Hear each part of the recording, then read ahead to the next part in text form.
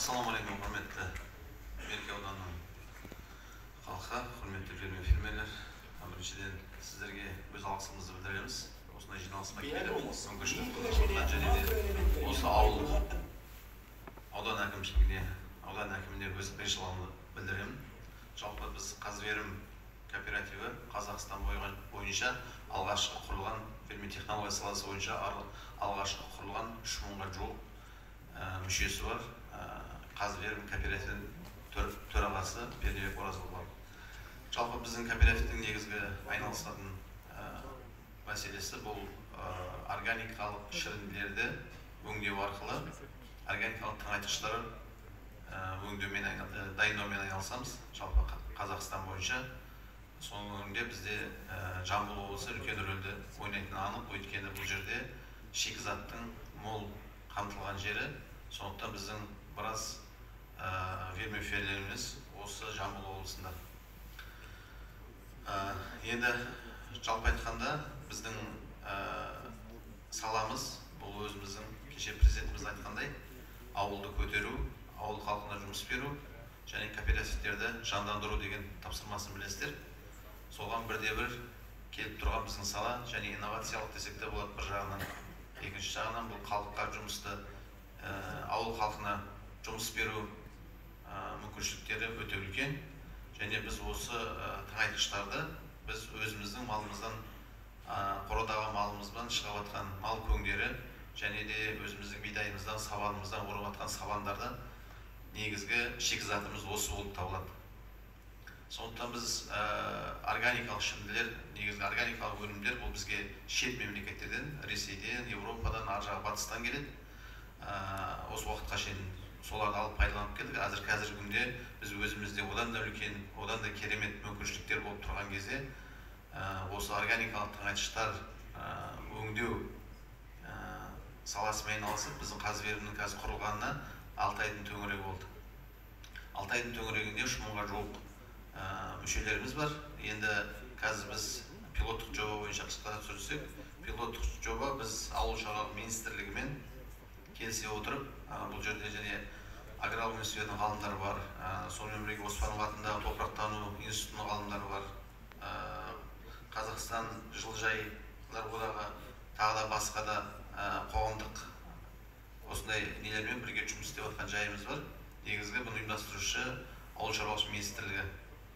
Бұл айтқанда пилоттық жобада біздің негізгі не бұл Қазверім несімен жетекшілігімен жүріп жатыр десек болады. Себебі осы уақытқа шейін біздің білесіздер, мемлекетімізде органикалық тыңайтқыштарға субсидия мәселесі жоқ десек те болады.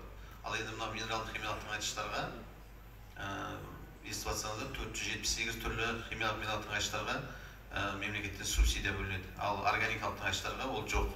Сондықтан жоқ болуының себебі де өйткені бұны өндірушілер жоқ еді осы уақытқа шейін біздің мемлекетімізде. Ал енді бүгінгі күнде біз осы 3-4 жылдық, 5 жылдық тәжірибеміздің арқасында осы елге үйрету арқылы қазіргі күнде біз осы органикалық тыңайтқыштарды үлкен көлемде өңдейтін жағдайға жеттік. Және де бұрынғы уақытта өздеріңіз фермерлер өздері жақсы біледі. Біз шашыраңқы күйде, былай айтқанда жабайы күйде жұмыс істеп жүргеніміз. Қазіргі уақытта біздің комитетіміз арқылы біз арнайы өзіміздің стандарттарымыз шығардық, сертификациямыз жасадық, аккредитациядан өттік. Яғни заңды тұлға болып белгілендік. Біздің өз қазірге 1000-нан астам фермерлеріміз бұл сертификатталған мамандар болып келеді. Сондықтан біз қазіргі уақытта осы мемлекеттің алдында бір министрліктен біз осындай субсидия беруге ол кісілермен келісімге отырған жағдайымыз бар. Себебі қазіргі күнде мемлекет субсидия бөлгеннің өзінде оны біріншіден кім өңдейді, немесе диқандар қалай пайдаланады, немесе қанша диқанға методикасын үйрететін ешқандай жағдай болмадықтан біз ауыл шаруашылығы министрлігімен келісе отырып, біз өзіміз бұны диқандарға үйретеміз, қалай салып үйретеміз, методикасын үйретеміз. Содан кейін барып бұны өндіріп жатқан біздің фермерлердің санының бар екенін көрсеттік.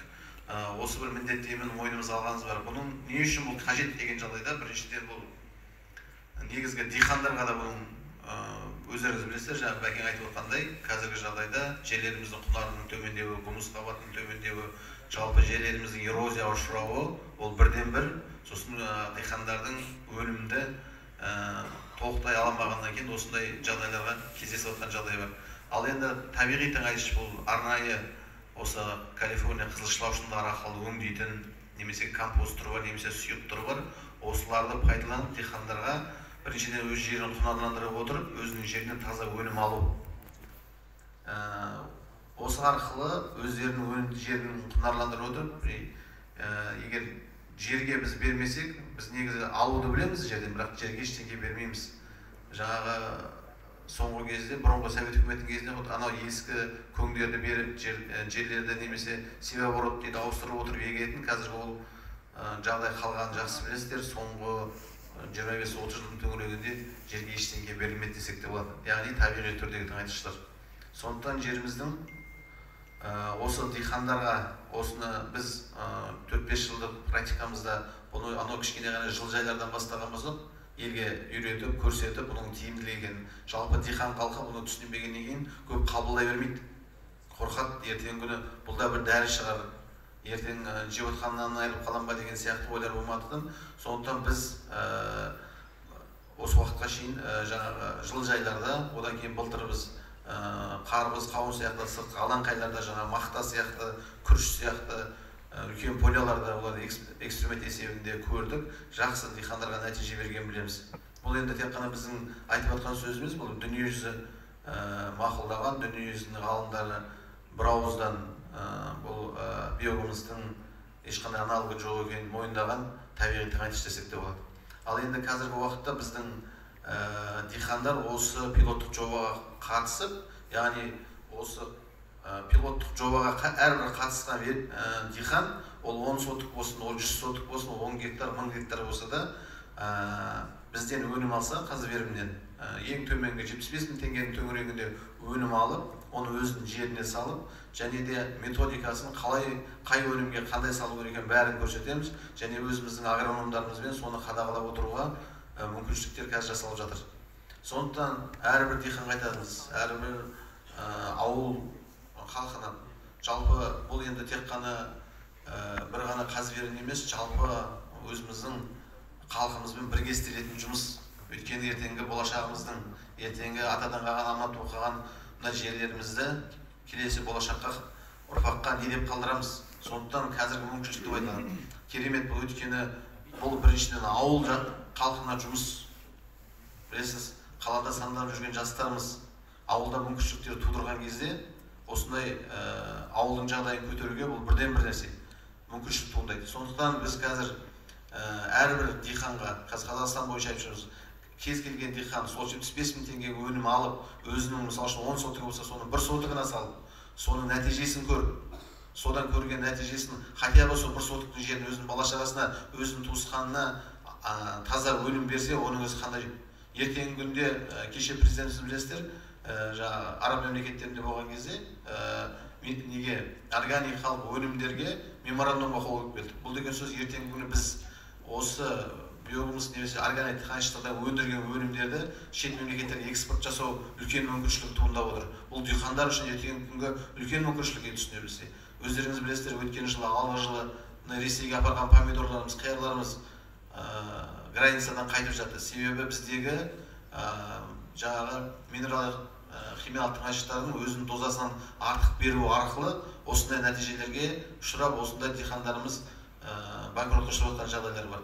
Сондықтан осы мүмкіншілікті пайдаланып отырып, әрқайсымыз осы органикалық тыңайтқыштарды пайдалансақ, біріншіден бұл не үшін бұл қажет деген кезде, біз бір жылда осы ноябрьдің 1-іне шейін ауыл шаруашылығы министрлігімен келісілген келісімдеріміз бойынша бір жылдың ішінде біз жалпы осы диқандарға осыны үйрету, көрсету методикасын, сосын пайдаланған диқан, ол көргеннен кейін келесі жылға қанша өнім алатынын олар бізге өздері айтады.